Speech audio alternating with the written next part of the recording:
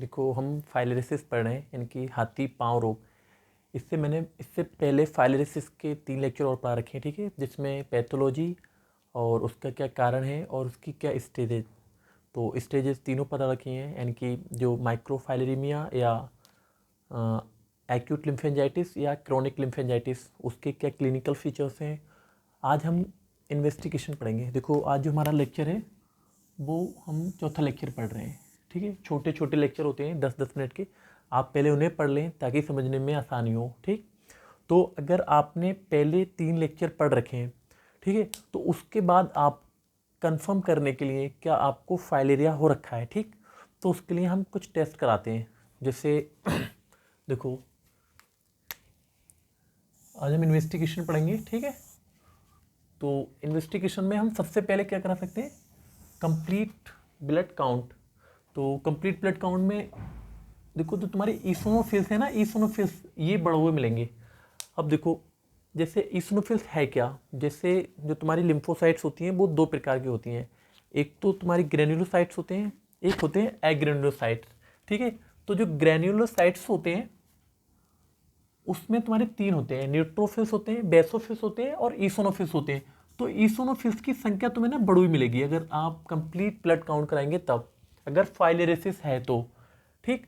एक और दूसरा टेस्ट है, हम पीबीएस करा सकते हैं, पेरिफेरल ब्लड स्मीयर। तो इसमें क्या होता है,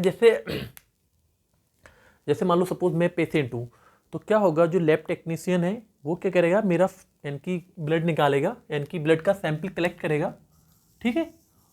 और उस ब्लड का क्या करेगा, माइक्रोस्कोपिक एग्जामिनेशन, यानी कि माइक्रोस्कोप से उस ब्लड को देखेगा, उसके अंदर देखो डिमोन्स्ट्रेशन मतलब होता है पहचान करेगा या देखेगा, यानी कि माइक्रोफाइलेरिया के लिए। लेकिन इस चीज़ में ना एक चीज़ का याद रखो, जैसे आपने सपोज मान लो पीबीएस कराया, तो इसमें क्या होता है, क्या जो फाइलेरिया होते हैं वो ना मोस्टली नाइट में निकलते हैं, जैसे रात के 9 बजे के बाद ब्लड के अंदर आते हैं लिम्फेटिक चैनल से। तो क्या करते हैं, हम जो सैंपल को कलेक्ट करेंगे वो रात के 9 बजे के बाद ही करेंगे, ठीक। लेकिन ऐसा तो है नहीं, अब मान लो लैब वाला रात के 9 बजे तक थोड़ी ना जगेगा।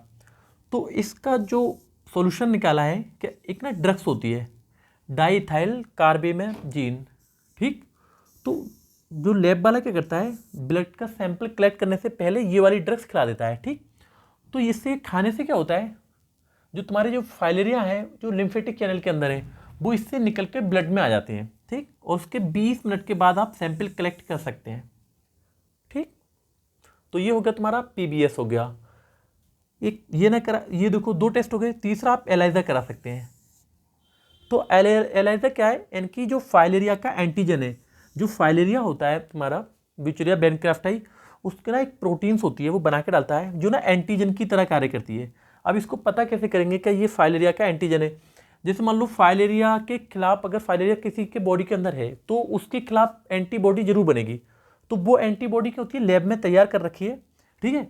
और जिस ब्लड का सैंपल हमने कलेक्ट किया, ठीक, तो सपोज मान लो एक हमारा ये टेस्ट ट्यूब है, ठीक, और जो हमने ब्लड से सैंपल कलेक्ट किया हुआ है, अब इसमें क्या कर रखा है हमने, जैसे एंटीबॉडीज़ डाल रखी है जो फाइलेरिया की जो खिलाफ बनी है, लैब में तैयार कर रखी है। और हमने जो सैंपल ब्लड का लिया था किसी भी पेशेंट से, वो इसके अंदर डालेंगे, ठीक है। और इसके अंदर क्या होगा, एंटीजन होगा फाइलेरिया का, ठीक है। अगर एंटीजन हुआ तो इस वाली एंटीबॉडी से रिएक्शन करेगा और उसका कलर क्या होगा, चेंज हो जाएगा। इससे कंफर्म हो जाएगा क्या फाइलेरिया का एंटीजन इसके अंदर मौजूद है ब्लड के अंदर, और नहीं होगा तो कलर चेंज नहीं होगा, तो नेगेटिव आएगा टेस्ट, ठीक। और क्या करा सकते हैं हम, यानी कि फाइलेरिया एंटीबॉडी टेस्ट, यानी कि जो फाइलेरिया सपोज मान लो तुम्हारे शरीर के अंदर फाइलेरिया एंटर कर गया, ठीक, तो जो टी लिम्फोसाइट्स होती हैं इसे रिकग्नाइज करेंगी फाइलेरिया के लिए, और बी लिम्फोसाइट के लिए क्या करेंगी, सिग्नल देंगी, ठीक है। अब बी लिम्फोसाइट का काम क्या है, इसके अगेंस्ट एंटीबॉडीज बनाना। तो सबसे पहली एंटीबॉडीज क्या होती है, आईजीएम होती है, और दूसरी आईजीजी, ठीक है। तो ये एंटीबॉडीज क्या होगी, इससे अटैच हो जाएगी, और जब एंटीबॉडीज अटैच हो जाएगी इससे, तो इसका मूवमेंट क्या होगा, थोड़ा धीमा हो जाएगा, ठीक। तो इन दोनों का पता लगा सकते हैं, यानी कि आईजीजी आईजीएम एंटीबॉडीज, यानी कि फाइलेरिया के अगेंस्ट जो एंटीबॉडीज बनेगी आईजीजी आईजीएम, इसका पता लगा सकते हैं ब्लड के अंदर, ठीक है। एक आप हम लिम्फेंजियोग्राफी करा सकते हैं, ठीक है। तो देखो इससे जो पता लगाते हैं हम, जैसे मान लो जो लिम्फेटिक चैनल डैमेज हो रखा है उसका पता लगाने के लिए ये कराते हैं लिम्फेंजियोग्राफी। तो जैसे मान लो क्रॉनिक डिजीज हो रखी है, सपोज जैसे मान लो 1 साल या 1.5 साल हो गया फाइलेरिया हुए हुए, तो उसका ऑब्स्ट्रक्शन यानी कि कहाँ पे, यानी सपोज मान लो तुम्हारे लेग्स के अंदर ही फाइलेरिया यानी कि हाथी पाँव तुम्हारा पैर सूज रखा है, तो कहाँ पे ऑब्स्ट्रक्शन है तुम्हारे लेग्स में, तो उसका पता लगाने के लिए तो इसमें क्या करते हैं हम, एक कंट्रास्ट डालते हैं सिरिंज के थ्रू। सपोज मान लो ये तुम्हारा ये वाला लिम्फेटिक चैनल है, ठीक, तो मैंने क्या किया, एक सिरिंज के थ्रू इसमें क्या करा, एक कंट्रास्ट डाल दिया। अब कंट्रास्ट क्या होगा, इसमें चढ़ेगा, ठीक है, लिम्फेटिक चैनल में, और जहाँ पे ऑब्स्ट्रक्शन होगा यहाँ तक आकर रुक जाएगा, अब इसके आगे नहीं पड़ेगा, तो पता चल जाएगा क्या ऑब्स्ट्रक्शन यहाँ तक है और ये वाला एरिया जो है ये सेफ है। तो उसकी देखो ये लाए लिम्फेटिक चैनल के ऊपर की ओर चढ़ता जाएगा ये, ठीक है।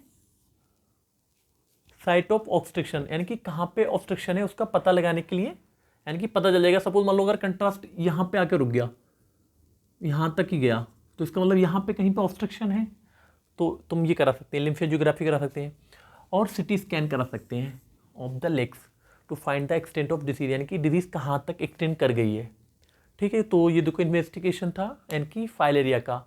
लास्ट लेक्चर रह गया है हमारा जो ट्रीटमेंट का होगा, ठीक है।